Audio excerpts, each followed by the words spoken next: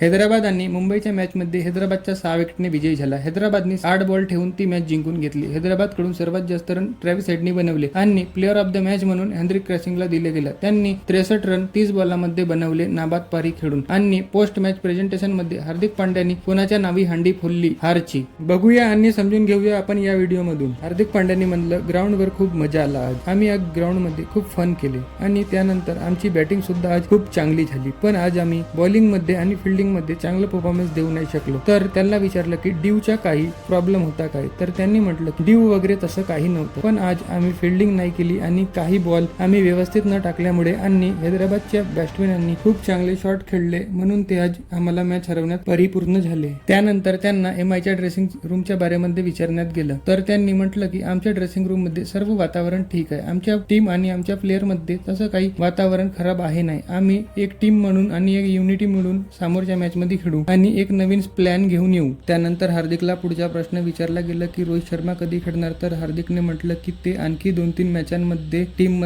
साठी अवेलेबल नाही राहणार. त्यानंतर त्यांची बॉडी त्यांचा साथ देईल तर ते टीम मध्ये खेळू शकतात. सूर्यकुमारच्या बारेमध्ये सुद्धा विचारण्यात आलं, तर हार्दिकने म्हटलं की सूर्यकुमार एक सिनियर प्लेअर असून तो एक मोठा खेळाडू आहे आणि तो आशा करतो की तो लवकरच फॉर्म मध्ये येईल. बुमराच्या बारेमध्ये सुद्धा विचारण्यात आलं हार्दिकला, तर हार्दिकने म्हटलं की एका खेळाडूच्या जीवनामध्ये चढ उतार येत राहतात. आपल्याला अशा टाइम मध्ये त्याला साथ द्यायला पाहिजे, ना की त्याची चर्चा करायला पाहिजे. आणि त्यानंतर नीता अंबानी एमआयच्या ड्रेसिंग रूम मध्ये गेली आणि प्लेयरांना समजवलं आणि ते मॅचच्या दरम्यान सुद्धा खूप इमोशनल झाली होती. मुंबई इंडियन्सचा हा परफॉर्मन्स बघून सुद्धा दर्शक खूप दुखी आहेत. ते सुद्धा म्हणायला लागले की मुंबईचा राजा रोहित शर्मा याला कॅप्टन्सी दिली पाहिजे आणि हार्दिकला हटवायला पाहिजे. हार्दिकला नॉर्मल खेळाडू म्हणून खेळायला पाहिजे. मुंबई इंडियन्स IPL 2026च्या अंकतालिकामध्ये 4 पॉईंट घेऊन 9व्या नंबरला आहे आणि तिला असं वाटत आहे की ती IPL मधून बाहेर होणारी पहिली टीम बनते काय तर.